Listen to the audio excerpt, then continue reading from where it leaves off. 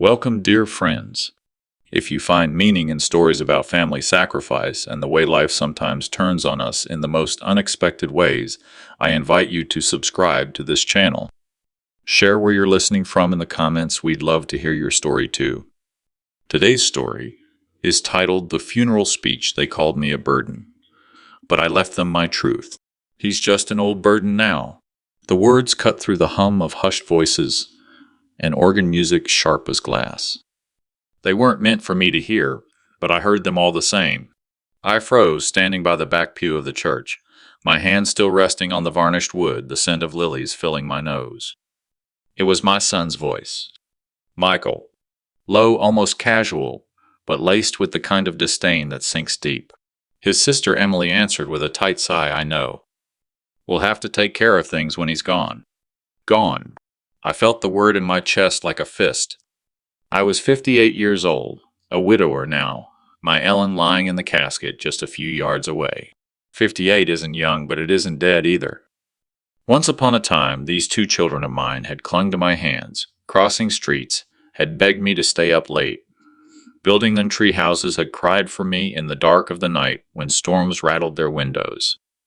Now at their mother's funeral, they were whispering about me like I was already a ghost. My name is Max. I used to build houses for a living. Real houses, wood nails, foundations dug with sweat and grit. My hands still carry the calluses of all those years. Every roofline in this town feels like a memory of work I left behind. I gave my life to labor, to provide for Ellen, for Michael, for Emily. I missed birthdays, pouring concrete. I worked overtime to pay tuition to keep food on the table. When Ellen got sick, I sold my truck, my pride and joy to cover hospital bills. And I never once thought of myself as a burden. But now that word rang in my ears, echoing against the stained glass windows and the vaulted ceiling of the church. Burden. The chapel was full. Old friends from the neighborhood. Co-workers who remembered me as the guy who never cut corners. Ellen's church group, their hymnals pressed to their chests like shields against grief. Even Pastor John, who had baptized both my children, stood by the pulpit, arranging his notes for the eulogy. And yet in all that solemn gathering I stood utterly alone. The air seemed heavy, not with sorrow, but with the sting of betrayal. I turned my eyes to Ellen's photograph placed at the front. She was smiling in that picture, a summer afternoon caught forever, her hair loose around her shoulders. She had always believed in me, believed in family. And though she warned me more than once, "Max, don't carry all the weight yourself," I carried it anyway. For them. For the children who now dismissed me with a whisper. I gripped the back of the pew until my knuckles whitened. Outside sunlight poured through the stained glass, spilling red and gold onto the floor like fire. Inside, the organ began to play softly, a hymn Ellen loved. My throat burned. I thought of the nights I held Ellen's hand while she coughed through her pain. The way I told her, "Don't worry, love. The kids will be okay." She had squeezed my fingers weak, but certain, as if to say, "Take care of them, Max." And I had. God knows I had. But now, as I stood in that church, with the scent of lilies and the sound of my children plotting my absence from their lives, I felt something break. A slow crack, quiet but deep running, right through the center of my heart. The funeral had only just begun, but already I knew this day was not just the end of Ellen's story. It was the beginning of something else, something that would change everything. When the last hymn ended and the crowd dispersed, I lingered by Ellen's casket until nearly everyone was gone. Friends patted my shoulder, some whispered condolences that felt like dry leaves at my feet. Pastor John gave me a look of quiet compassion, but even he could not reach into the hollow that had opened in me after hearing my children's whisper. I drove home alone. The engine of my old sedan hummed steadily, the same car I'd used to drive Ellen to her chemotherapy sessions. The road blurred under the late afternoon sun, every passing street lamp bending with the weight of memory. When I stepped inside the house, the silence hit me harder than the church bells. Ellen's coat still hung by the door, her scarf folded neatly over the back of the chair. I had left it there, unwilling to pack away her things. The kitchen smelled faintly of her lavender cleaner, though it had been weeks since she last touched a sponge. I set my keys down on the counter and turned toward the dining room. The table was just as we had left it before the hospital swallowed her up 4 chairs, though only one ever used now. I pulled one out the wood, scraping against the floor, and sat down. The opposite chair, the one where Ellen always sat, her smile brightening the room even after the longest days stared back at me empty. I pressed my palms against the table and closed my eyes. Ellen had been my anchor, my soft place to land after years of grinding work. Without her, this house felt like a stage after the play had ended, props scattered, lights dimmed, the audience gone. And yet, as the silence thickened, my mind turned to Michael and Emily. My children, the very people Ellen and I had broken our backs for. Their whispers from the funeral rang again in my ears. He's just an old burden now. I remembered the sacrifices like a ledger etched into my bones. The double shifts, the roofs I hammered under the July sun, the winters I spent hauling bricks in freezing wind. I remembered selling my truck, the one Ellen had surprised me with on my 40th birthday, so that Michael's college tuition could be paid on time. I remembered working weekends to cover Emily's wedding because she had wanted a reception in that fancy ballroom downtown, and I couldn't bear to see her disappointed. I remembered Ellen's hand on my arm each time whispering, "Max, don't wear yourself out," and me always answering, "It's for the kids. They'll remember." But had they, or had all of it simply faded into entitlement until I was no longer their father, but a wallet with a heartbeat? The house creaked as the evening settled in the radiator, clanking, the wind whistling faintly through a loose window frame. I stared at the empty chair across from me, Ellen's chair, and felt a sudden clarity. They had written me off too soon. They thought my life had ended with hers, that I would simply shuffle into the shadows, waiting to die. But I wasn't done yet. I stood and moved to the cabinet where Ellen had kept our records. Stacks of manila folders, receipts, medical bills, mortgage payments, all of it carefully labeled in her neat handwriting. I pulled out one folder and ran my fingers over the ink. Proof. Proof of every sacrifice, every dollar, every piece of myself poured into their futures. If they wanted to see a burden, then one day I would show them the truth. That night I couldn't sleep. I sat in the recliner, Ellen's old blanket draped across my knees, staring at the dim light of the street lamp outside. Somewhere in the distance, a dog barked. Somewhere in the silence of my house, a plan was beginning to form, not out of malice, but out of a deep, unshakable need for dignity. They had stripped me of my place in their lives with a whisper, but I would not leave this world quietly. The days after Ellen's funeral blurred together, but the silence in my house sharpened every detail. Her absence weighed on me, but so did something new, something darker. My children's whisper at the church had planted a seed I could not ignore. Michael came by once, that week, briefcase in hand, still in his business suit. He sat stiffly on the couch, tapping his foot as though every minute spent with me was time stolen from something more important.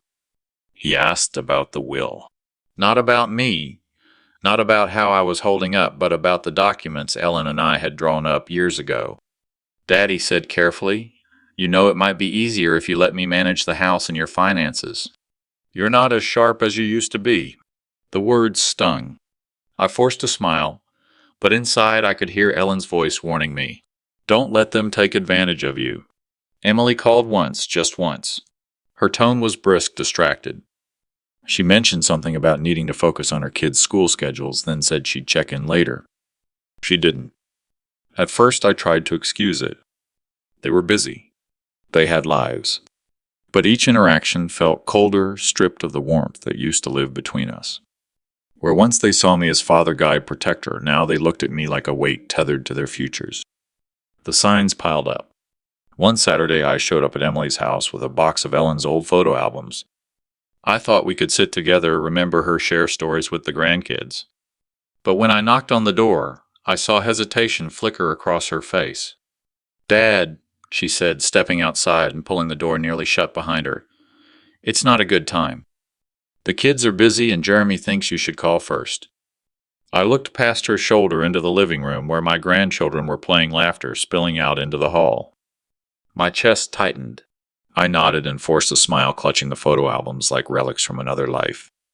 That night I sat at my kitchen table, flipping through the pages alone. Ellen's handwriting in the margins, little notes under each picture, made me ache. Michael's first steps, 1987. Emily's dance recital, 1992. Each moment captured love.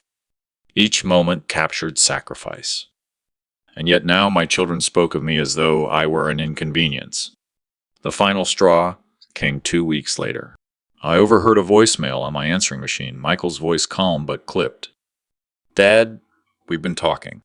Maybe it's time you thought about moving into a senior living place. It would take some pressure off. Emily and we can't be here all the time. He didn't say burden, but the word was there heavy in the silence after he hung up.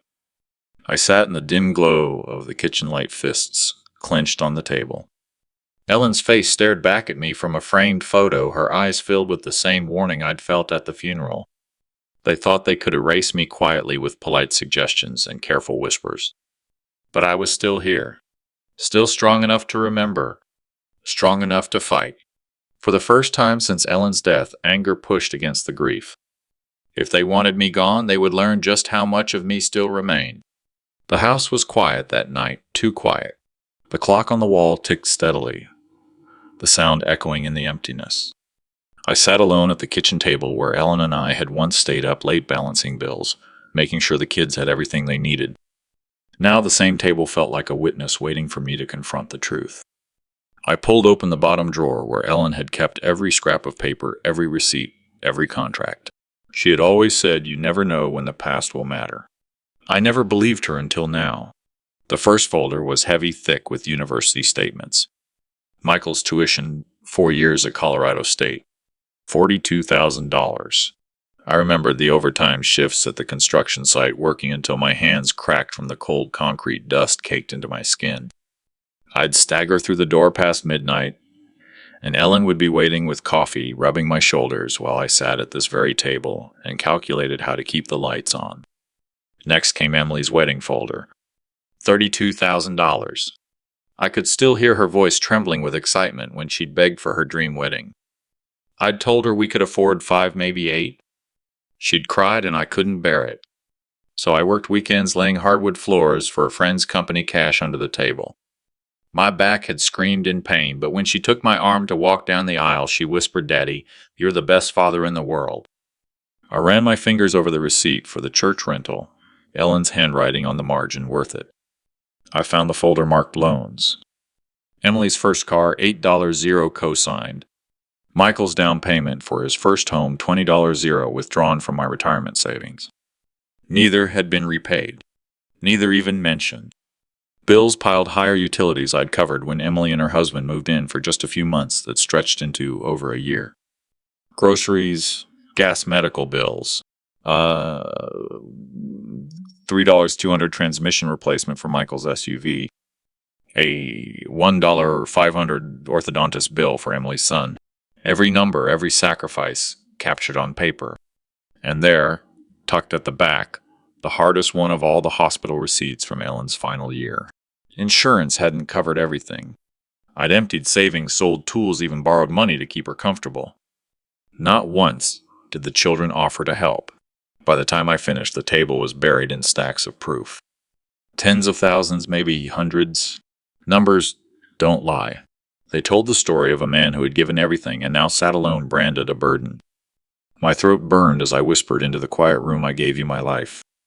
And now you wait for me to die so you can take what's left." I leaned back, staring at Ellen's photograph on the mantel. Her smile was steady, her eyes calm, as if she had known this day would come. I wasn't just grieving anymore. I was cataloging, preparing. Each receipt, each piece of evidence felt like ammunition. If my children wanted to erase me, they would learn the cost of trying. The morning after I unearthed those receipts, I stepped outside to water Ellen's rose bushes. The air was cool, the kind that carried a hint of autumn, even though the calendar still insisted it was summer. The roses were her pride, red blooms. She coaxed out of stubborn soil with the same patience she'd once poured into our children. Across the street, Mrs. Henderson was tending her own garden. She was a widow, too sharp-eyed despite her years. She saw me standing there, hose dangling loosely in my hand, and she frowned. "You look pale, Max," she called across the road. "Haven't been sleeping, have you?" I forced a smile. "Just one of those nights." But she didn't buy it. She walked over, wiping her hands on her apron, and studied me the way Ellen used to when she suspected I was hiding something. I've lived here 30 years, Max. I know when a man's carrying more than he admits. I swallowed hard, my eyes falling to the dirt at my feet. I wanted to tell her. I wanted to unburden myself, but shame clamped my tongue. How could I say out loud that my own children saw me as little more than dead weight? Instead, I said, kids are busy, that's all. Hardly hear from them these days. Her lips tightened. Busy's an excuse. Don't let them make you invisible. She touched my arm, her grip surprisingly firm. Ellen wouldn't have wanted that. Her words cut deeper than she knew. Ellen had always worried I gave too much. Don't let them forget what you've done for them, she used to whisper in bed at night, her hand curled against mine. I nodded and changed the subject. But the moment Mrs. Henderson left, I sat down on the porch steps, staring at the houses lined neatly along our street. Everyone else seemed to have family coming and going, grandchildren's bikes and driveways, cars parked crookedly for weekend dinners. My house was quiet, my driveway empty, my front door never knocked upon. That evening, Rosa, my younger sister, called. She lived 2 towns over, but had always been close to Ellen. Her voice was soft, the kind of softness that came from intuition. Max, she said, I've been thinking about you. How are the kids treating you? The pause stretched before I answered. They're fine, just busy. But Rosa wasn't fooled. Busy doesn't keep someone from calling their father. Max, don't let them push you aside. Her words were almost identical to Mrs. Henderson's, like echoes bouncing off the walls of my guilt. I sat there, phone pressed to my ear, wishing I could tell her everything I'd overheard at Ellen's funeral. But part of me couldn't bear her pity or her rage on my behalf. I'll be fine, I finally whispered. Don't worry about me. When the call ended, I went back to the kitchen table where the receipts still lay in neat piles.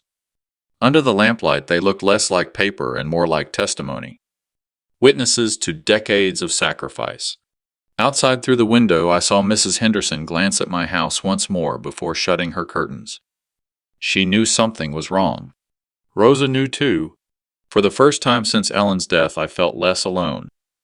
And in that sliver of connection, I realized something. If I ever revealed the truth, if I ever showed the world what my children had done, I would not stand alone.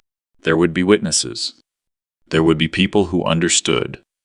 And maybe that was what scared my children most. The silence in the house had a weight of its own. It pressed down on me like a beam sagging under too much load. Every room was heavy with echoes. Ellen's laughter in the kitchen, the patter of little feet that had once run down the hallway, the creak of floorboards when my kids used to sneak cookies from the pantry. But now nothing. Just the hum of the refrigerator and the ticking of the grandfather clock Ellen had given me for our 15th anniversary. That night, I set the table again. Out of habit, maybe out of hope. A roast chicken, mashed potatoes, green beans, simple food, the kind my kids had grown up on. I laid 3 plates, then 4, then finally 5 before catching myself. Old muscle memory from years of family dinners. And then I just stood there staring at the empty chairs. It was the 3rd holiday I'd spent waiting. Each time, they promised to come. Each time something came up, Jenna's family, a business trip. We'll do it next week, Dad. But next week never arrived. I poured myself a glass of wine, my hand trembling just enough to spill a few drops on the tablecloth. I didn't wipe it up. I just sat there gripping the stem of the glass until my knuckles whitened, staring at the door as though it might burst open any second. But the door stayed shut. I thought of the whispers I had overheard at Ellen's funeral, my children talking about me like I was dead already. He's just an old burden now. The words still clung to me like mildew. I leaned back in my chair and let the memories wash over me. 40 years of work, of building, of giving. I'd laid foundations in the bitter cold of winter-poured concrete, under the beating sun of July-skipped meals, so the kids could have more. Every nail I hammered, every dollar I saved, every hour of overtime I took, it was all for them. And yet here I was, alone. Somewhere deep inside, something cracked. It wasn't loud. It wasn't dramatic. It was more like the sound of wood splintering, quiet but final. The kind of sound that tells you the structure can't bear another pound. I stood up, walked to the drawer where I kept Ellen's paperwork, and pulled it open. Inside were the files, tuition receipts, hospital bills, mortgage payments, every proof of every sacrifice I had ever made. I pulled them out one by one, spreading them across the table until the plates and food were covered with documents. Looking down at them, I felt both anger and clarity. If my children saw me as a burden, then maybe it was time the world saw the truth. Maybe it was time they saw the truth. I whispered into the empty room, my voice trembling but steadying with each word. No more waiting. No more silence. For the first time in months, I felt something shift inside me. Not despair. Not grief. Resolve. Ellen had always said I gave too much, forgave too easily. She'd warned me not to let them forget what I had done. Maybe I had been too gentle. Maybe it was time to remind them, not in private, not in hushed words, but where everyone could see. That night, I gathered the papers into a binder. Not a rough pile, but carefully, methodically, like a man preparing blueprints for his final, most important project. By the time I finished, it was midnight. I sat back, staring at the binder resting on the table like a loaded weapon. It wasn't just paper. It was evidence. And soon, it would be my voice. Not the old burden they dismissed. Not the father they erased. But the man who had built everything and was ready to tear down the illusion they had built on his back. The next morning, I woke before the sun. The house was still dark. The kind of heavy dark that presses against the windows before dawn. I didn't turn on the lights right away. I just sat at the kitchen table with a cup of coffee, the steam rising against the dim outline of the binder I'd left there the night before. That binder was no ordinary stack of papers. It was my life, 40 years of labor and sacrifice, every page a silent testimony. I opened it slowly, the plastic rings creaking like old joints, and began to sort through it. There were tuition receipts from the University of Colorado or $48 zero in checks and payment stubs. I remembered working double shifts back then, the smell of concrete dust clinging to my skin when I dragged myself home at midnight. Ellen would wait up with coffee, massaging my shoulders while I calculated how to cover the next semester. There was the bill for Keitlin's wedding, $32 zero for a single day of flowers, food, and music. I had told her I could afford maybe $5,000 or $8,000, but her tears had worn me down. "It's my dream wedding, Daddy," she'd cried. So I had worked weekends for half a year, crawling on my knees, installing hardwood floors for friends' contracting business, just to make it happen. And then there were the medical bills. My son Jeremy had lost his job years ago, and when his wife got pregnant, they had nothing set aside. It was me who sold the truck I'd driven for 15 years. The one Ellen used to joke was my second home just to cover the hospital deposit. Over $150 zero in total by the time it was done. I traced the numbers with my finger, feeling the weight of each one. To anyone else, these were just transactions, dollar signs, and dates. But to me, they were nights of sweat, mornings of exhaustion, years of sacrifice. And to my children, they were nothing. Forgotten, erased, like I had never given at all. I began to organize the papers carefully, methodically, the way I used to lay out blueprints at the job site. Tuition in one section. Wedding in another. Mortgage payments, car repairs, even the little things, groceries, utilities I covered when they stayed under my roof, credit card debts I paid off without a word. By the time I finished, the binder was thick, heavy, a solid weight in my hands. I snapped it shut with finality. This wasn't just proof. It was a weapon. I could almost hear Ellen's voice in the back of my mind. Don't let them forget Max.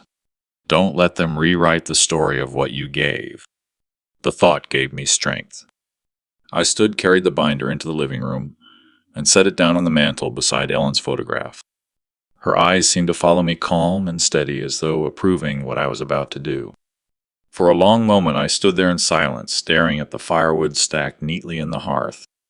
The symbolic image was already taking shape in my mind. Not yet, I thought. Not yet. First, I needed witnesses. Because revenge in silence meant nothing. But revenge in the open, where truth couldn't be denied, where faces would pale and mouths would go dry, that was something else entirely. The binder would not remain just paper. It would become a story. My story. And soon everyone, neighbors, friends, family, even strangers, would know exactly who Max really was. Not a burden, not dead weight, but the man who had built it all. The binder sat on the mantel like a silent judge for 2 days. Each time I passed it, I felt a current of electricity in my chest. It was waiting for its moment, its stage. And so was I. The stage, I decided, would not be mine alone. No, the betrayal had been private, whispered between my children as if I were deaf or dead.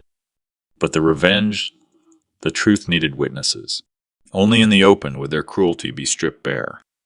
On the third morning, I put on my old work jacket, the one still carrying the faint smell of sawdust, and walked down the block. Mrs. Henderson, my neighbor of 30 years, was watering her chrysanthemums bundled in her winter coat. She looked up, surprised to see me at her gate. "Max, you're up early." "Everything all right?" I forced a smile.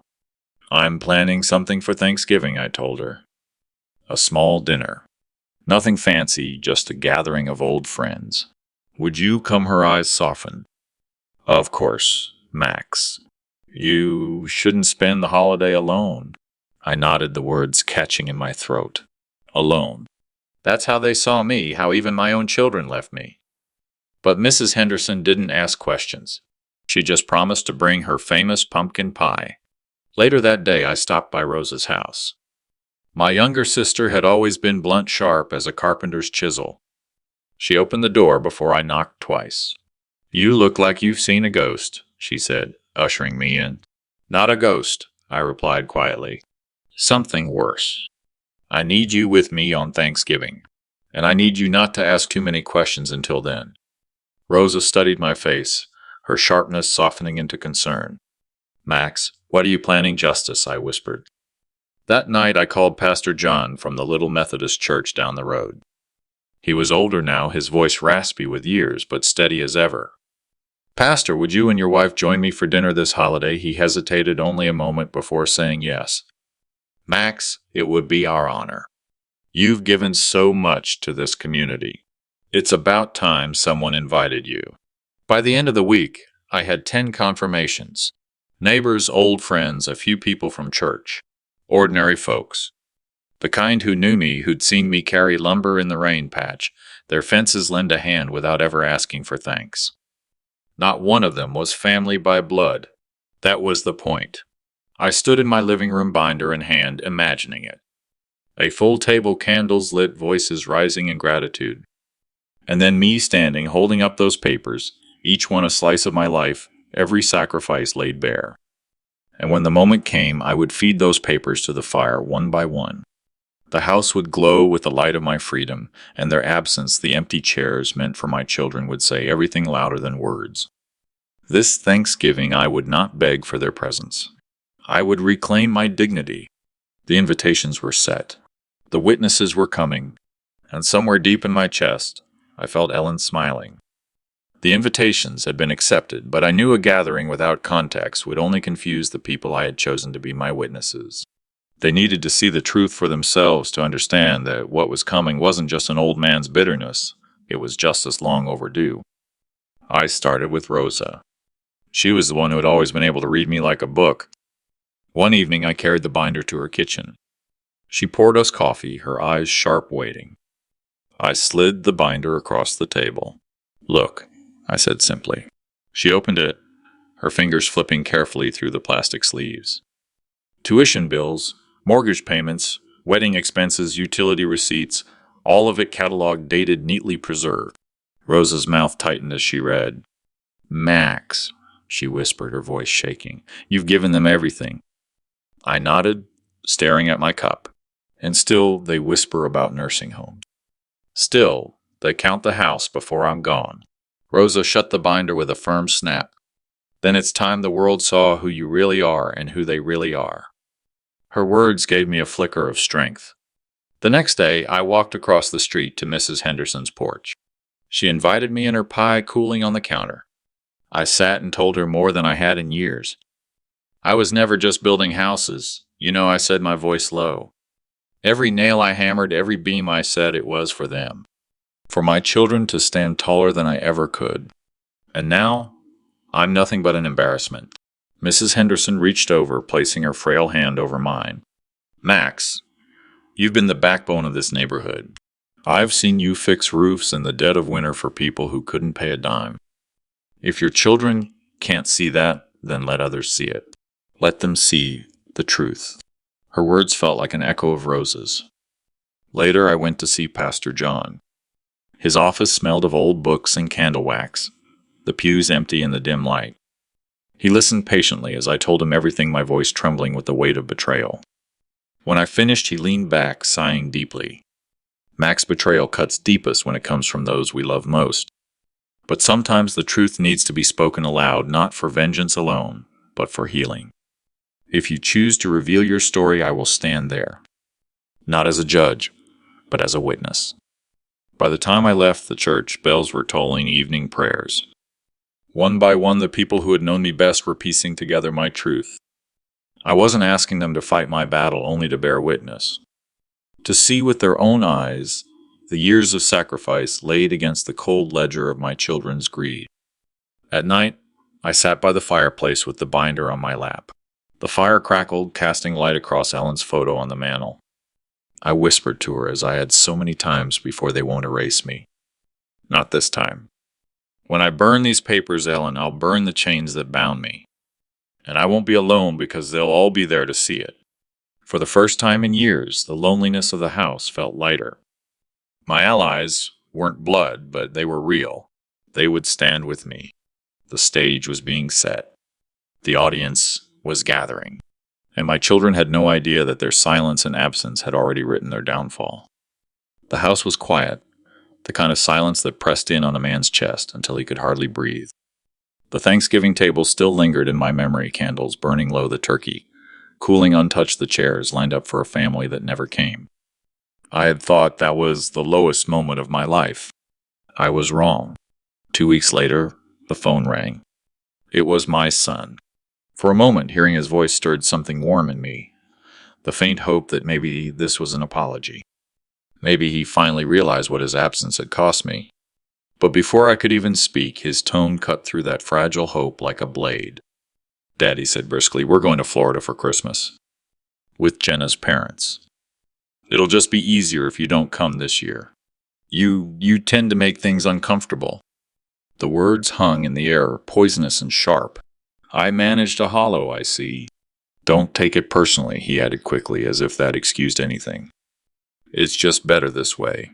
He hung up before I could respond. I sat in my recliner, staring at the phone still buzzing in my hand. My heart felt like it was made of stone. Easier if I didn't come. Uncomfortable. Just better this way. I had given him everything. Sold my truck when his business failed. Paid off hospital bills when Jenna's pregnancy complications nearly bankrupted them. Worked double shifts for years so he could go to college without a cent of debt. And now I was nothing more than a nuisance. I walked to the kitchen, pulled open the drawer, and found the binder again. I spread the papers across the table, the tuition receipts, the mortgage stubs, the hospital invoices. Every line of ink was a sacrifice I had made so that my children could stand where they stood today. But they had erased all of it. The fire in my chest burned hotter than the humiliation. Rage, grief, and something sharper, resolve. I couldn't live in their shadow anymore. That night, I called Rosa. She answered on the second ring. "They've shut me out for good," I told her, my voice gravelly. There was silence then, her voice soft but firm. "Then it's time, Max." Time. I stared at the binder. At Ellen's smiling face framed on the mantel. At the empty chair across the table. The breaking point had come. I could no longer pretend things would get better. They had made their choice: humiliation, silence, abandonment. And now I would make mine. I gathered the papers into the binder, once more ran my hand over its worn cover, and whispered into the stillness, "If they think I'm just an old burden, they'll soon see the weight of every sacrifice I carried for them. And they will not forget it." The decision was made. The plan would no longer stay an idea whispered into the dark. It was becoming something solid, something inevitable. The next holiday, the next gathering, wherever the chance arose, I would be ready. And this time it would be me who left them speechless. The night stretched long, heavy with silence, broken only by the ticking of the clock on my mantel. I sat at the kitchen table with the binder of papers laid out in front of me again. Receipts, bank statements, tuition bills, and hospital invoices, each one a marker of a sacrifice that seemed invisible to the very people who benefited from it. I had spent weeks drowning in humiliation, but something inside me had shifted after that last phone call. My son's words, "It'll just be easier if you don't come," played on repeat in my head. Easier for him. Uncomfortable for them. As if I was nothing but a shadow they were desperate to escape. I pressed my hand flat against the table, the wood scarred from decades of family meals, birthday cakes, homework battles, and Ellen's careful polishing. My palm trembled slightly, but not with weakness, with anger and something sharper. Resolve. It was Rosa who gave that resolve shape. "You can't just let them bury you while you're still alive," she said when we spoke on the phone the next morning. Her voice, steady as ever, reminded me of when we were children. She had always been the one to stand her ground. "Max, they've taken everything you've given and thrown it back in your face. If you don't stand up for yourself now, when will you?" Her words lit a fire in me. She was right. I had let myself be sidelined, tolerated rather than respected. I had let their cruelty carve me down to nothing. But I still had one thing left: truth. And truth delivered at the right moment in the right setting could devastate. That evening I walked the length of my living room, imagining it filled not with silence but with people, family, friends, neighbors, witnesses. I pictured the look on my son's face when I laid out the receipts one by one. I imagined Jenna's forced smile cracking when she realized everyone knew: the mortgage on their house, the hospital bills, the very roof over their heads. All of it had been carried by me. But where would I force them to face what they had erased? The answer came sharper than I expected. Not in private, where excuses could soften the blow, but in public, under lights, in front of eyes that would remember. The church hall, perhaps. Or the hospital lobby. Or a family holiday table where their laughter would curdle into shame. I sat down, pulled a yellow legal pad from the drawer, and began to write. Settings where everyone would be present. Proof I could hold in my hands. Words that could not be twisted. The plan wasn't finished, but the seed had been planted. I could almost hear Ellen's voice at my shoulder. "Promise me you won't let them take advantage of you, Max. Promise me." I whispered into the empty room. "I promise now, Ellen." This wasn't just survival anymore. This was justice. The next morning, Max woke before dawn, the winter light just beginning to touch the horizon. For the first time in months, he didn't feel weighed down by dread.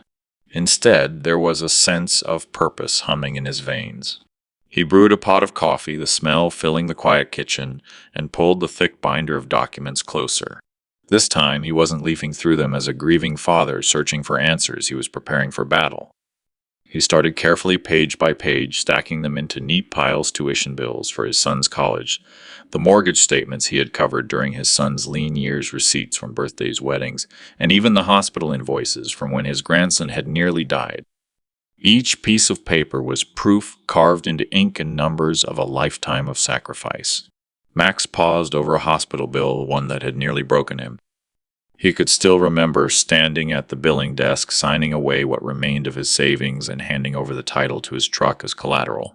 He had walked out with trembling hands, but with pride, too, knowing he'd saved his grandson's life. That was before Jenna had looked him in the eye and said he wasn't good enough.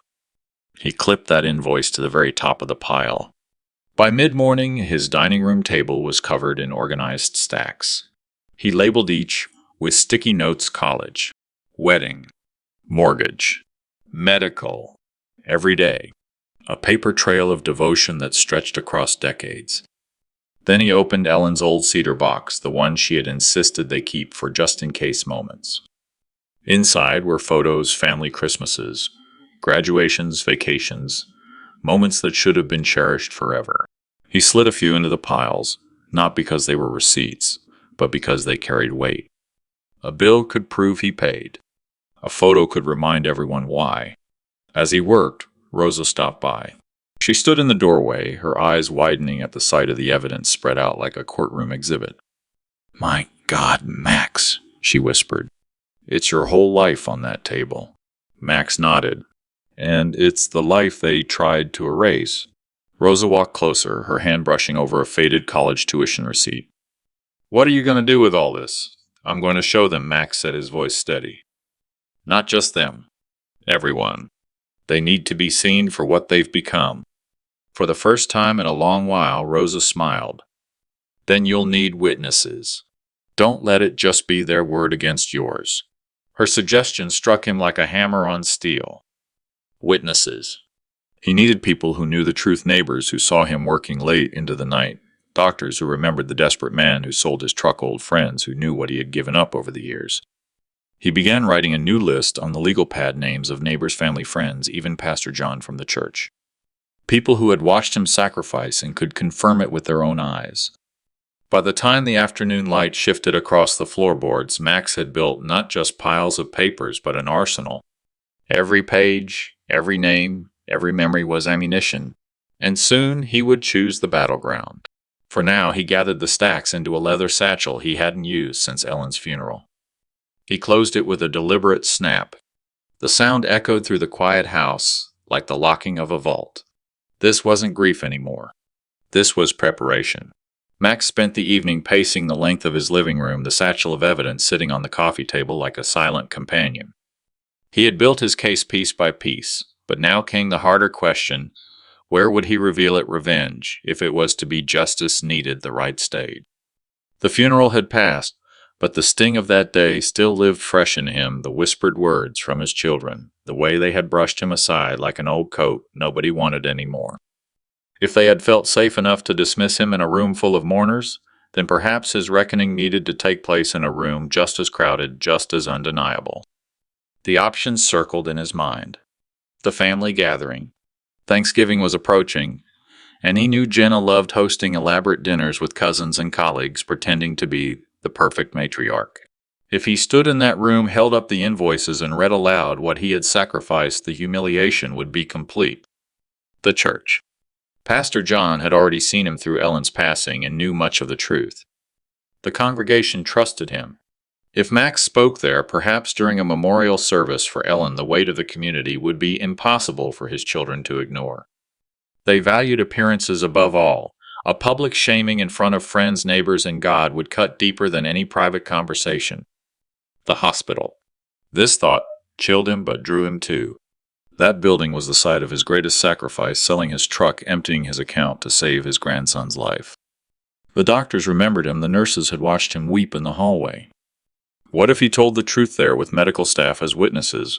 What if in the very place where he had given everything he exposed the betrayal? Max stopped pacing and lowered himself into Ellen's old recliner, the leather creaking under his weight. He closed his eyes. He could almost hear her voice, calm but firm. Do it where they can't deny you, where their lies will wither in the light. He opened his eyes and looked across the room to the cedar box still open on the mantel. The photograph stared back at him. Ellen holding Caitlin as a baby, the family gathered around Christmas dinners, young faces lit by hope and innocence. He whispered to the empty room, the hospital. That's where it began, and that's where it ends. The decision crystallized inside him. The hospital was neutral ground. It was public, filled with professionals who respected sacrifice and truth. Most importantly, it was tied directly to the moment his children had betrayed him, when Jenna barred him from seeing the very child he had saved. To expose them, there would not just be revenge, it would be poetic justice. The next morning, Max met Rosa at the diner down the street. Over black coffee, he told her his plan. Rosa listened quietly, her lips pressed into a thin line. Max, are you sure once you do this, there's no going back? You'll be airing every dirty truth in front of everyone. Max nodded. His hands didn't tremble as they once did. That's the point. They've painted me as weak, as useless. Let them try to do it again when the truth is spoken out loud. Rosa reached across the table and squeezed his hand. Then I'll be there. You won't do this alone. Her words steadied him. He wasn't just an old man grasping for dignity. He was building an army, however small, of people who knew the truth. When Max left the diner, he walked with a straight back and a pace that carried no hesitation. The stage was chosen. The hospital would be his courtroom, and his children would be forced to face the evidence of their betrayal in the harsh, undeniable light of truth. After settling on the hospital as the stage, Max knew he couldn't walk in there alone with his folder of receipts and expect the truth to carry itself. He needed eyes, honest eyes, people who would see, hear, and remember what happened. Without them, Jenna and Daniel could spin the story however they liked. That night, Max pulled out his address book, the leather cracked from decades of use. His hand lingered over names that had stood the test of time. Rosa, his younger sister, had been at his side since childhood. Mrs. Henderson, his neighbor, had watched him drag himself to double shifts, had carried casseroles to Ellen when she was too weak to cook. Pastor John, who had prayed with Max at Ellen's bedside, knew what kind of man he truly was. He called Rosa first. She answered on the second ring, her voice warm but weary. "Max, is everything all right?" He didn't waste words. "They shut me out, Rosa. Jenna barred me from seeing my own grandson. And Daniel, he just stood there letting it happen. But I have every receipt, every loan statement, every dollar I put down to save that boy. They'll call me a burden in whispers, but I'll answer in the open." Silence stretched before Rosa spoke, her tone tight with indignation. "They forget, Max. They forget what you've done. You're right, you can't let this rot in the dark. Tell me when, and I'll be there." Next was Mrs. Henderson. She had lived on the street for 30 years, seen Ellen and Max raise their family from scratch. When Max explained, her voice sharpened. "I saw you sell that truck. I saw you come home late, bone-tired, after working odd jobs just to pay for that hospital stay. If they dare deny it, I'll stand there and swear what I know." The last call was the hardest. Pastor John answered with his steady calm. "Max, I know your grief is deep, but truth doesn't need to shout, it only needs to be spoken plainly." "That's exactly why I need you there," Max replied. "When I lay those papers on the table, when I show the doctors and the family what I carried, I want someone they respect standing witness. Someone who won't flinch." "You'll have it," the pastor said softly. "And Max, this isn't vengeance. This is testimony." By the time Max hung up, the plan had shifted from a solitary act to something larger. The hospital wouldn't just be walls and fluorescent lights, it would be a courtroom. The doctors who had accepted his checks, the nurses who had seen him pace the halls, the relatives who whispered but never asked, they would all be there. He pulled the folder from the coffee table and spread the papers across Ellen's old quilt. Tuition bills from Caitlin's college years, receipts for Jeremy's car repairs, but stacked above all hospital invoices marked paid in full. Each one bore his name. Each one was proof that when his grandson's life hung in the balance, it was Max, not Jenna, not Daniel, who had carried the weight. Max leaned back in his chair, staring at the evidence of a lifetime compressed into neat white sheets. The room was quiet except for the clock ticking above the mantel. He thought of Ellen again, her voice steady, her warning soft.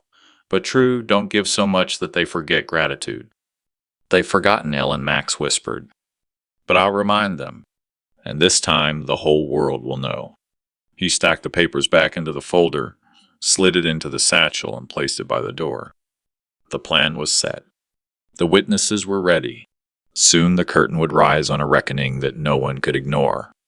Max lay awake most of the night, staring at the ceiling, listening to the wind rattle the old house. He had his folder of receipts, his witnesses ready. But something gnawed at him. Facts alone wouldn't sting enough. Jenna was slippery, always wrapping her cruelty in charm, always ready to twist words. If he wanted the truth to pierce through her smile, he needed something more than paper. He needed a symbol. He got out of bed before dawn, shuffled into the kitchen, and poured himself a cup of bitter coffee. On the table sat his satchel, the folder of receipts resting inside. His hand hovered over it before reaching instead for a small wooden box on the shelf above the fridge. Ellen's box. Inside were things he hadn't touched in years. Her wedding ring, a photograph of them from their first Christmas, and tucked beneath an old keychain from the pickup truck he'd sold to pay for his grandson's surgery. Max turned the keychain over in his palm. The truck was gone, sold off in desperation, but this little piece remained. This was what it cost me, he thought. Not just dollars, but the wheels that carried me to work, the freedom I gave up, the life I traded for that boy's heartbeat. He decided then the receipts would prove the truth, but the keychain would carry the weight of it. When he held it up in front of the doctors, the nurses, and the family, there would be no denying what he had given up. It would be the symbol that stripped Jenna's mask. Later that day, he walked to Rosa's house to discuss the details. She opened the door, concern etched in her face. "Max, you look like you haven't slept." "I didn't," he admitted, pulling the keychain from his pocket and setting it in her hand. "This is gonna be my hammer. When I tell them what I did, I'll hold this up. They'll see I sold the only truck I had, the one that got me to work every day. They'll remember what that meant." Rosa closed her fingers around it, tears flickering in her eyes. "It's perfect. It's simple. It's real. No one will forget the sight of you holding that." By evening, he visited Pastor John in his office at the small church. The pastor listened quietly as Max laid out the plan. "I'll call the family together at the hospital," Max said.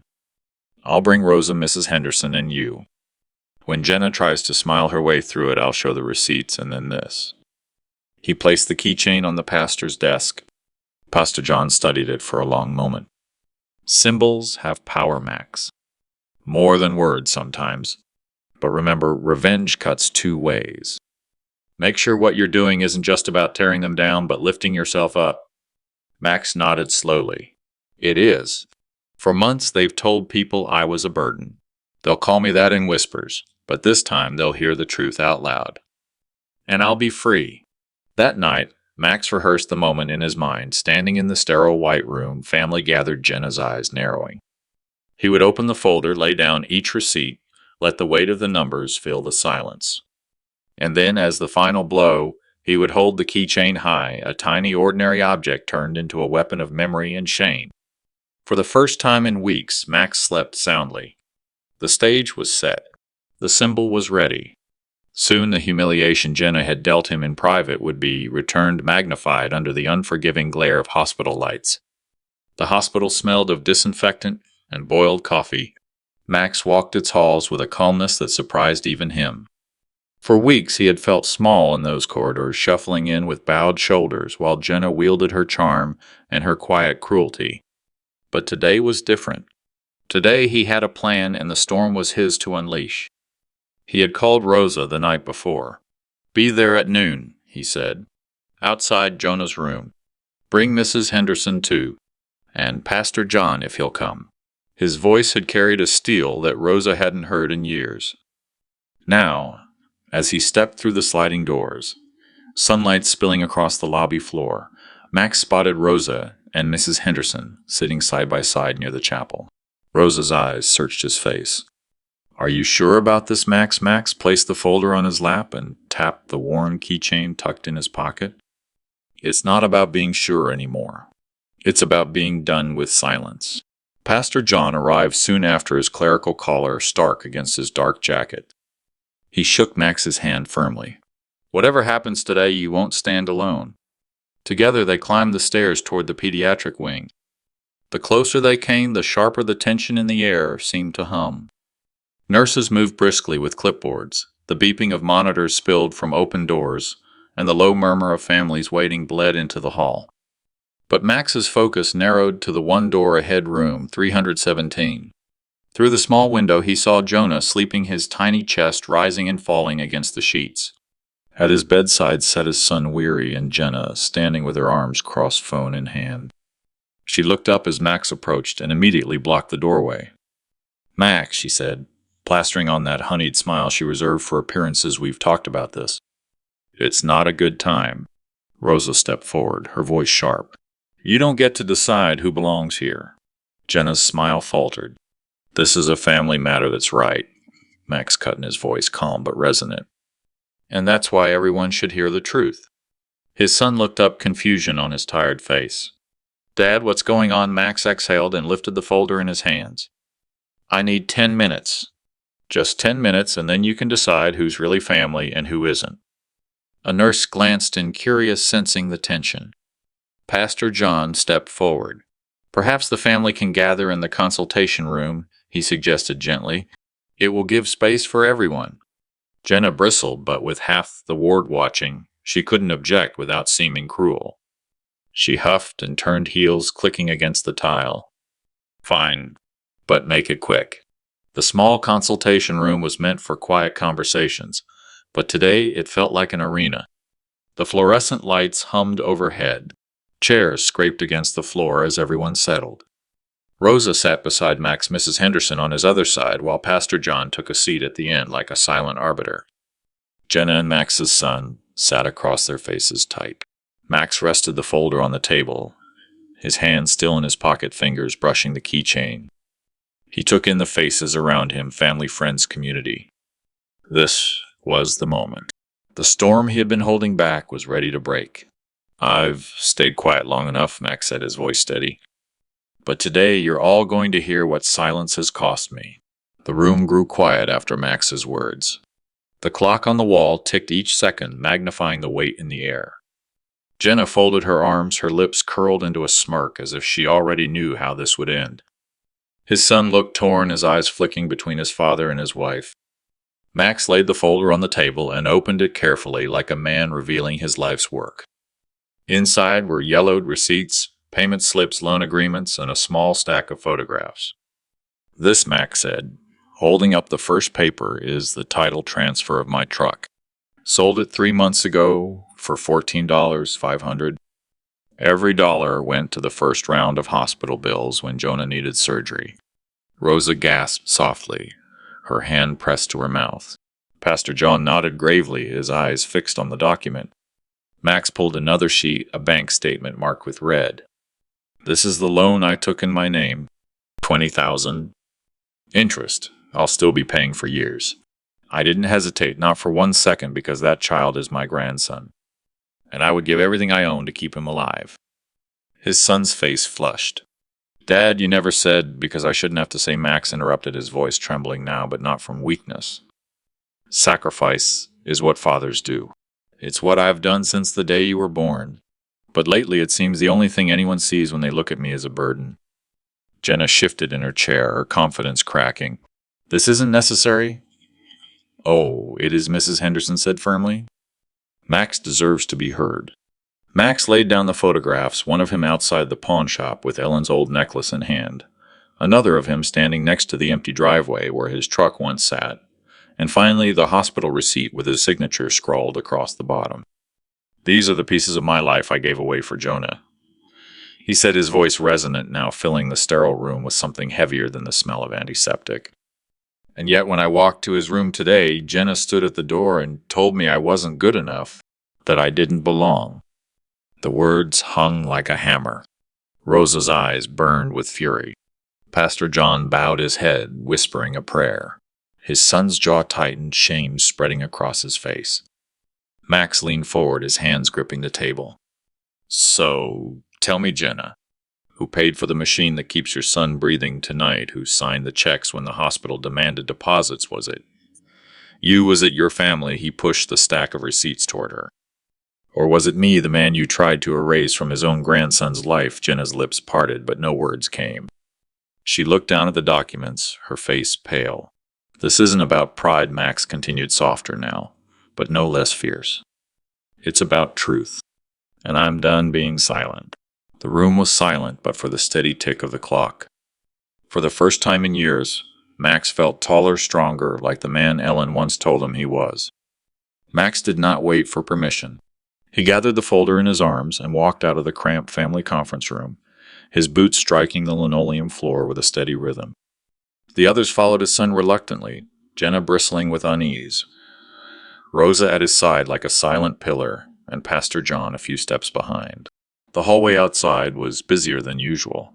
Nurses wheeled carts of supplies, doctors made quick notes on clipboards, and relatives lingered by vending machines waiting for updates on loved ones. Max knew this was it. If he wanted the truth to be heard, not whispered or ignored, he needed to bring it into the light. He stopped in the open space near the nurse's station, where the bright fluorescent lights illuminated every line on his face. Clearing his throat, he raised his voice. Everyone, he began, holding up the folder for all to see. "I want you to hear something. It concerns my grandson Jonah, who is lying in recovery just down this hall." Heads turned. A young nurse paused, clipboard in hand. 2 orderlies slowed their steps. Even a doctor walking briskly toward the ICU hesitated for a moment, curious. Max opened the folder and pulled free the hospital receipt, its bold numbers shining under the light. This is the proof of who paid for Jonah's surgery. The deposit that was me. The outstanding bills, covered with the money I raised when I sold my truck and emptied my savings.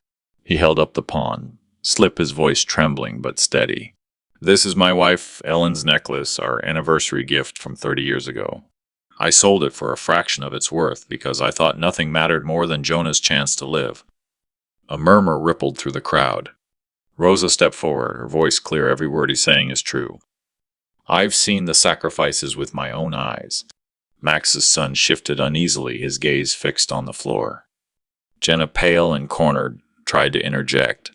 This is private family business, but Max's voice cut through hers like a hammer on steel. Family business? No, Jenna. Family doesn't slam the door in a grandfather's face after he saves a child's life. Family doesn't sneer and say he's not good enough. A collective gasp echoed. Even the nurse behind the counter covered her mouth in disbelief. Pastor John stepped up beside Max, laying a hand gently on his shoulder. The truth has a way of shining when it's time. Today, everyone sees the kind of father and grandfather Max truly is.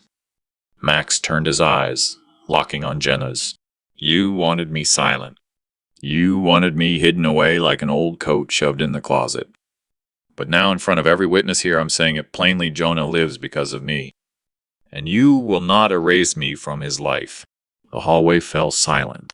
Jenna's composure cracked her cheeks, burning red as the eyes of strangers pressed into her. Her son shifted closer to her, whispering furiously. Jenna stopped. Everyone's watching. But Max didn't wait for her response. He gathered his papers, tucked them carefully back into the folder, and stood tall.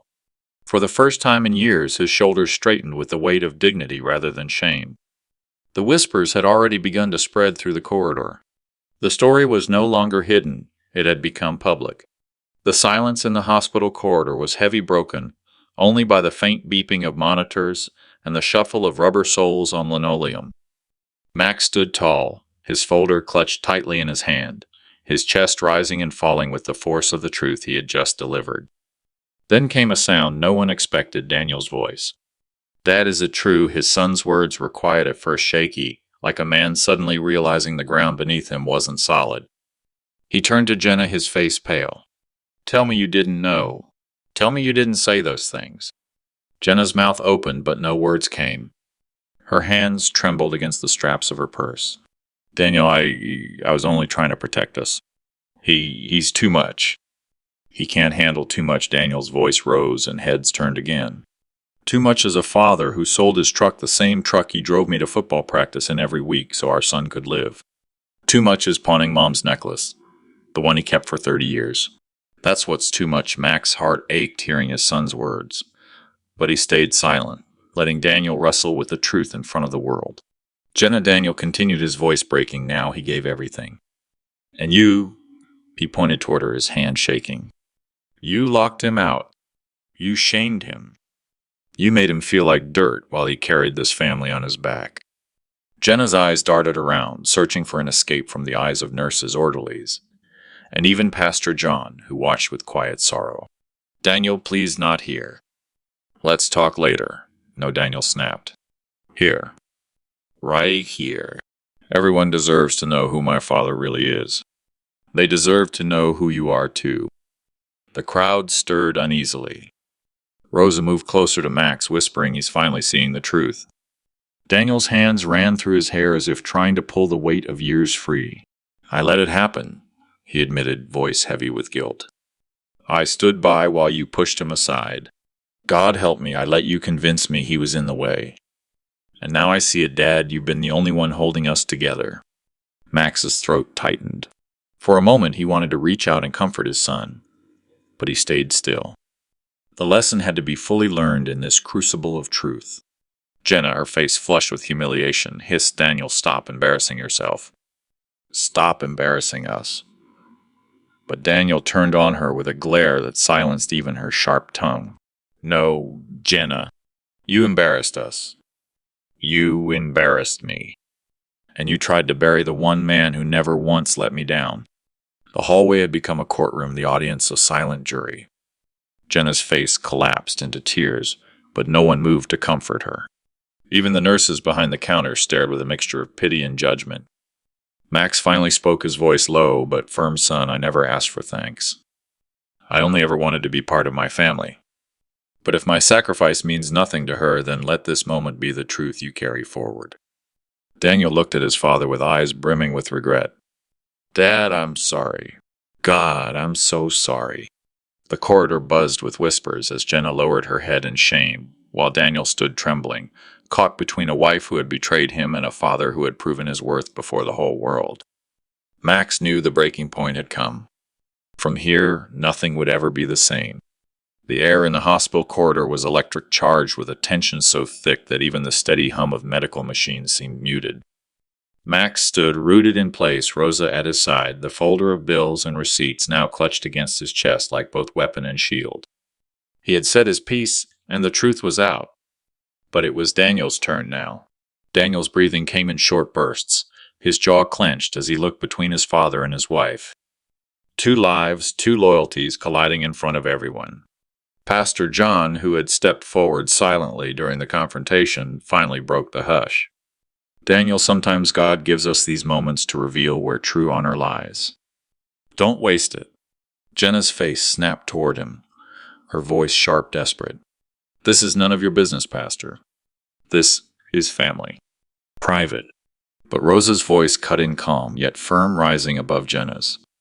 Family is what you cast aside when you told Max he wasn't good enough.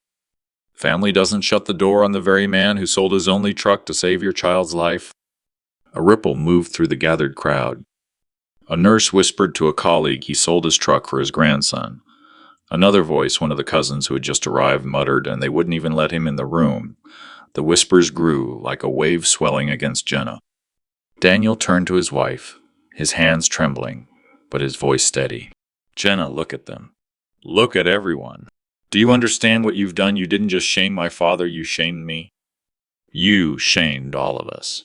Jenna's eyes darted wildly, her words spilling out in fragments. I only wanted what was best." "He's stubborn, Daniel. He clings to the past. What's best?" Daniel's voice cracked like thunder. "What's best was letting him hold the grandson he saved. What's best was honoring him, not shutting him out like some stranger."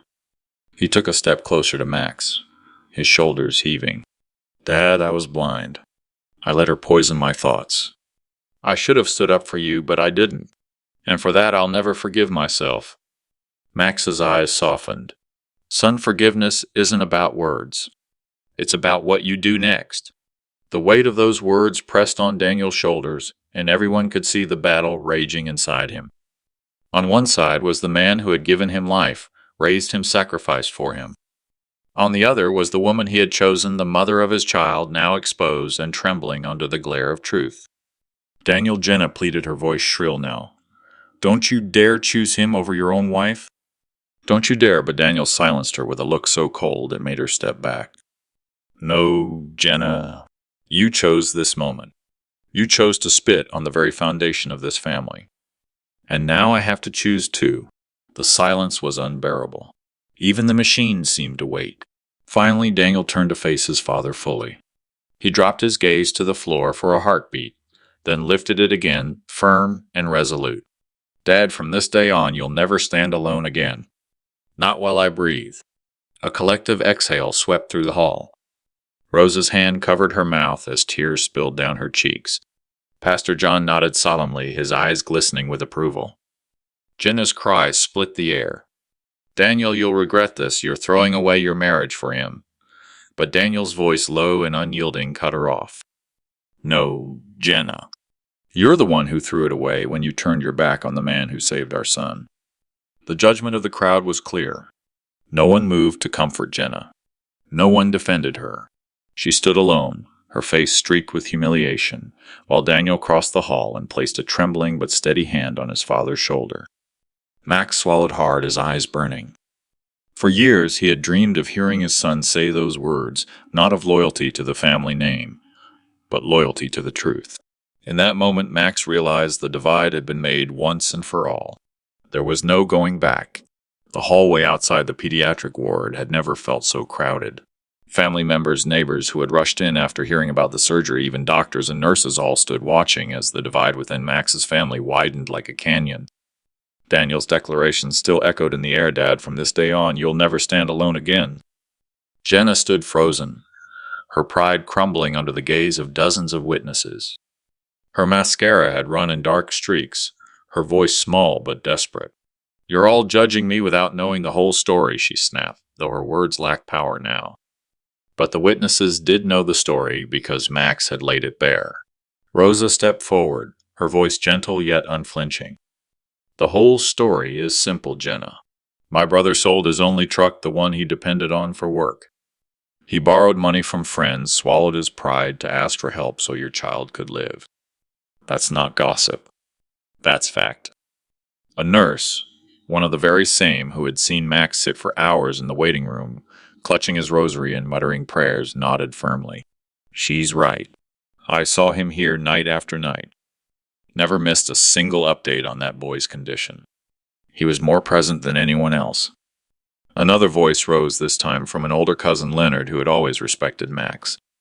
"And let's not forget the years before this. Max was the one who worked double shifts to put Daniel through college. Max was the one who built this family home by hand. Sacrifice has always been his language. And you," he turned his gaze to Jenna, "you spit on it." The murmurs grew, shifting from whispers to a steady hum of judgment. Words floated through the air like arrows, shameful, ungrateful. How could she? Pastor John, his hand resting lightly on his Bible, stepped into the circle. His voice carried with the weight of both faith and authority. "Family is not just blood, it is honor, sacrifice, love." Today it was revealed who carries that spirit and who does not. His eyes lingered on Jenna for a long, piercing moment before softening on Max. "You, Max, have lived the sermon we all try to preach. You gave without expecting repayment. That is true grace." Jenna broke then. Her voice rose high and sharp, desperate to reclaim control. "He's twisting it. He's manipulating all of you. I only wanted what was best for my child," but the room rejected her words. A young doctor shook his head. "What's best for your child was letting his grandfather, the man who saved his life, hold him. What you did wasn't protection. It was cruelty." Tears welled in Max's eyes, but he stood taller, straighter, as though decades of weight had suddenly lifted. For the first time in years, he wasn't the man overlooked in the shadows. The truth had been spoken out loud, and it was undeniable. Daniel turned to the gathered crowd, his voice raw with emotion. "You all heard it? You all saw it. My father is the reason my son is alive today. And I let myself forget that. But never again." He looked back at Max, his eyes shining with shame and gratitude all at once. "Dad, I'm sorry. I will spend the rest of my life proving I'm not the kind of man who forgets where he came from." The crowd erupted, not with applause, but with something heavier, more enduring: nods, murmurs of agreement, even hands placed on Max's back and shoulder. He felt the weight of community descend upon him, not as a burden, but as a shield. Jenna's humiliation was now complete. No longer was this a private argument between in-laws. This was a public reckoning. And in that moment, Max understood revenge wasn't only about reclaiming dignity. It was about showing the world the truth so no one could ever twist it again. The ward had grown eerily quiet after Daniel's apology. The hum of machines and the faint shuffle of nurses filled the silence, but the weight of what had just unfolded still lingered in the air. Max could feel everyone's eyes on him. Neighbors, cousins, doctors, even strangers waiting to see what he would do next. He stood by the hospital bed, his weathered hands brushing the rail, then slowly reached into the worn leather folder he had carried under his arm. He had brought it with him for days, unsure if the moment would ever come. Tonight it had. "I wasn't planning to show this," Max said, his voice firm yet steady. "But since some people question what I've done, perhaps it's time everyone sees." He opened the folder and pulled out a stack of papers, receipts, payment records, loan agreements, the car title transfer, even pawn slips for tools he had once sworn never to part with. The ink was smudged on some, his fingerprints pressed into the creases. But the story they told was undeniable. This Max lifted the first page. His voice carrying across the room is the bill for the surgery. $150,000. Paid it in full. This he raised another slip is the proof of my truck sale. The truck I drove for 20 years. Gone. For him. His eyes flicked to the child resting peacefully in the bed. Jenna's face drained of color. She whispered harshly, "Stop this, you're making a scene." But Max ignored her.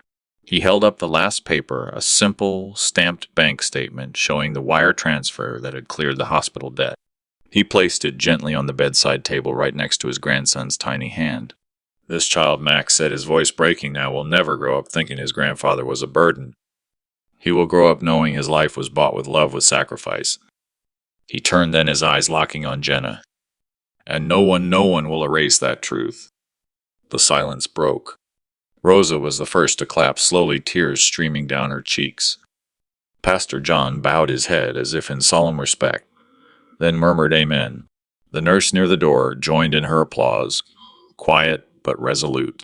One by one, the others followed until the hospital ward filled with the sound of hands striking together a collective verdict, a communal recognition.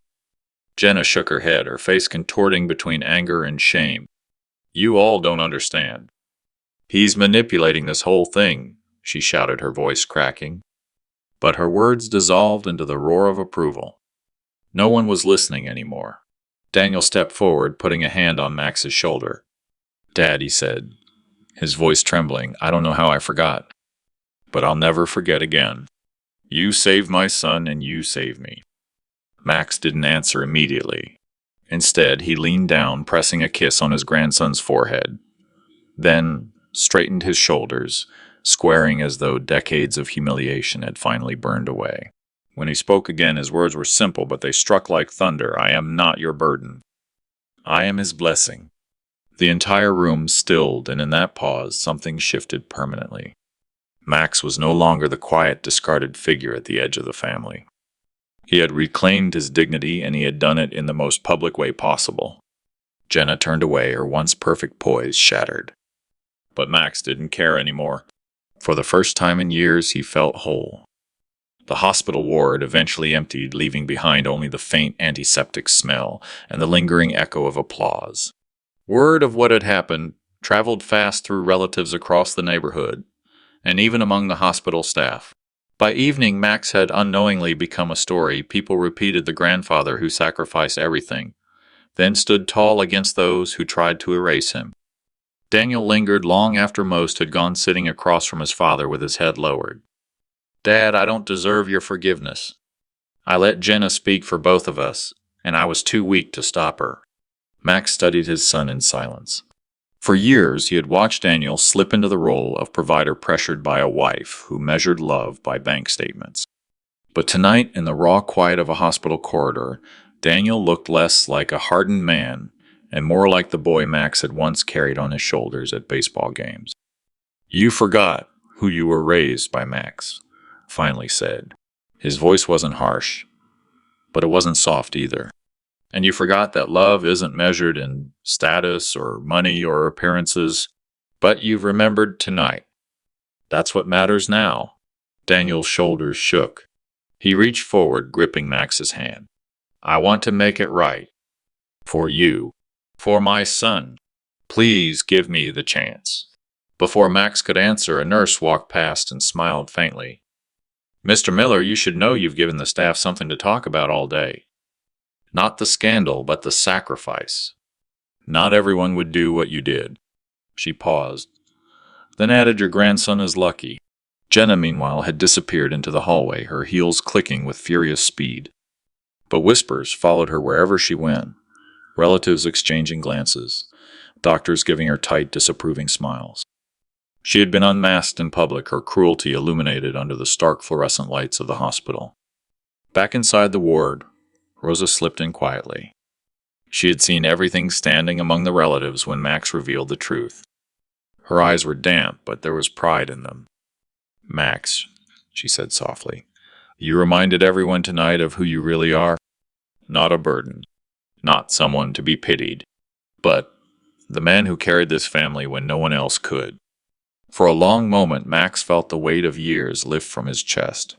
He wasn't a shadow on the edge of the family anymore.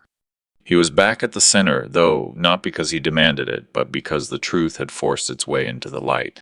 Still, as he glanced at the door Jenna had stormed through, he knew the story wasn't finished. People like her didn't accept humiliation quietly.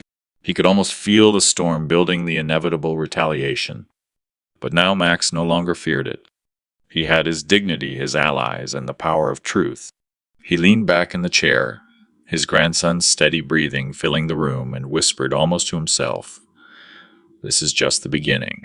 The church hall was nearly empty now. The flowers that had been brought for Linda's funeral had begun to wilt in their vases, their scent fading into the quiet air.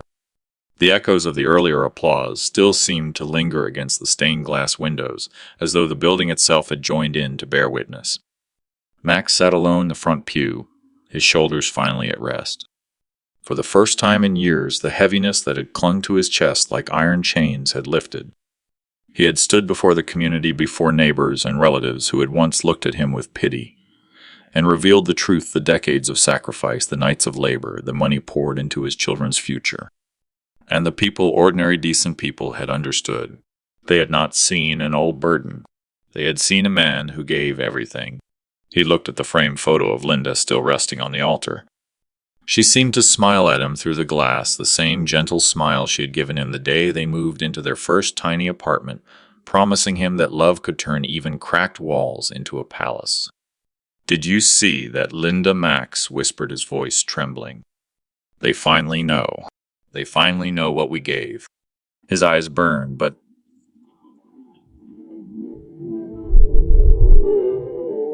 behind him he heard footsteps. Rosa, his younger sister, walked down the aisle and placed a hand on his shoulder. "You did the right thing, Max. Don't let anyone tell you otherwise." He nodded, unable to find words. Mrs. Henderson, his old neighbor, followed after, squeezing his hand. "You're not alone anymore. We all saw the truth tonight, and we'll remember it." Even Pastor John, who had quietly stood by his side through Linda's illness, leaned over and said softly, "Sometimes God uses the humblest hands to build the tallest legacies. Yours is one of them, Max." Max rose slowly, his knees stiff, but his spirit lighter than it had been in years. He looked once more at the hall, now cleared of whispers and judgment. The cruel words he had overheard, "He's just an old burden now," no longer had power over him. They had been drowned out by applause, by the recognition of a community that finally saw his worth. As he stepped out into the cool night air, the stars above seemed brighter, as though the heavens themselves bore witness to his vindication. For the first time since Linda's passing, he felt he could breathe again. He wasn't just the shadow of a man clinging to memories. He was a father, a husband, a builder of homes and lives, a man whose dignity had been restored.